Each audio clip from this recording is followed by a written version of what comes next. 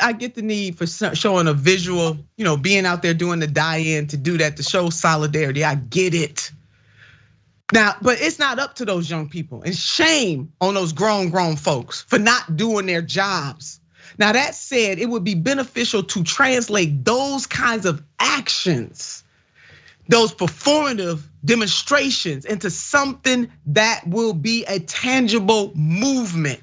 And we reported earlier this week about what the Reverend Dr. Bernice King had to say about what the young people were doing. And this is what she cited as an example. She said, I wish there was a way to really organize them in a way that their walkout is not a day, but it's the Montgomery bus protest, that we refuse to return to school until there is some significant legislation that bans assault weapons.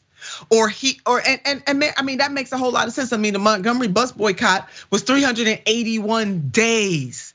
They trained for that bus boycott. It was only supposed to be 1 day, but they decided 381 days that they were really over it, and they were gonna put some sacrifice on that thing.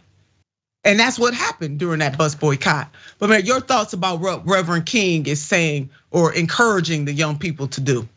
Yeah, and I think her, her putting that in the universe, in the space, social media, where they can hear that. I hope it does spark something with some of them. This millennial generation, this Z generation, are different. They're on fire. They're not party loyalists. And I think it's a possibility that we could see something like that. And I know what's going to happen. I know what Republicans are going to do. They're going to charge parents with truancies. But I think that just becomes the effectiveness of the campaign. So I look forward to these young children, and I shouldn't call them children, young adults who are not just in school battling books and knowledge they need to learn, but they're battling ducking bullets on a daily basis. And you have politicians playing games, trying to fundraise off of literally off the death of them, because you're expelling these black representatives because they're standing up against you being a good lobbyist mouthpiece. So I think this is a real situation that these kids should get serious about and make it an organized effort. Yeah, I do too. I'm all for it, to be willing to help it to happen. So again, shout out to Reverend Bernice King. Or we can definitely heed the words, like take Dr. Bernice King's words, and then let's heed some words and actions of one of the greatest freedom fighters himself. And that's Chairman Fred Hampton, who said the following: you can jail revolutionaries, but you can't jail a revolution.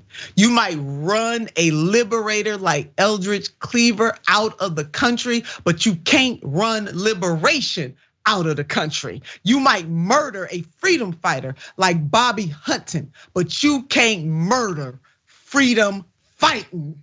Yeah, that right there. Let that marinate all up in your soul, baby. In your soul, not in your head, in your soul.